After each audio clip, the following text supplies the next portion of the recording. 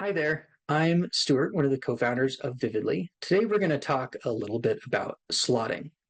First thing I would like to mention is some retailers use slotting as an intentional way to just churn through small brands and make a bunch of money. They can bring you on shelf, but it's, $100,000 or $200,000. And if you can't have a good enough velocity to stay on shelf, they'll just kick you out, bring another brand, pocket another 1 to 200K. Definitely sketchy, but that type of system is out there. So make sure to make smart decisions. I think the big thing with this is it's really easy to say yes to things. It's really hard to know when to say no.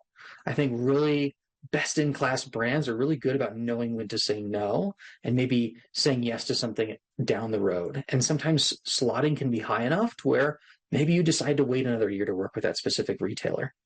Another aspect with this is, what are the certain terms of what a retailer considers to be slotting? Is it just a flat dollar amount? Is it a certain number of cases that they want to fill the shelves with, some sort of free fill structure? If it's that free fill structure, you might be able to get away with kind of what is a case? Is it our full case or is it our inner pack? There's been so many times where I've negotiated with a retailer and kind of slipped in there that, hey, yeah, we'll give you 1,000 cases for slotting per the agreement, but that case is actually our inner pack, and that becomes 6 times cheaper because there's 6 of those inner packs in a case. So thinking about those types of ways can help you save some money. The last thing here is I really like looking at slotting from the viewpoint of a weeks to payback structure. That helps me determine, are we comfortable with making this decision? Because slotting can be a lot of money.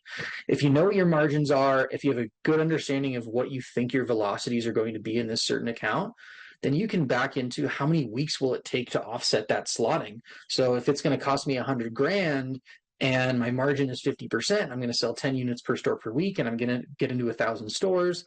Let's say that ends up saying, gosh, it's going to take 26 weeks for me to make $100,000 in profit to break even. What do you think about that decision? Are you comfortable with it taking half a year? How does that align with your growth plan as a business? If you're trying to become more profitable, maybe that's not a good decision. If you're doing a growth at all costs stage of your growth, then maybe that does make sense. But really try to spell things out in that way. And you'll probably find that certain retailers are a lot more favorable in terms of slotting than others.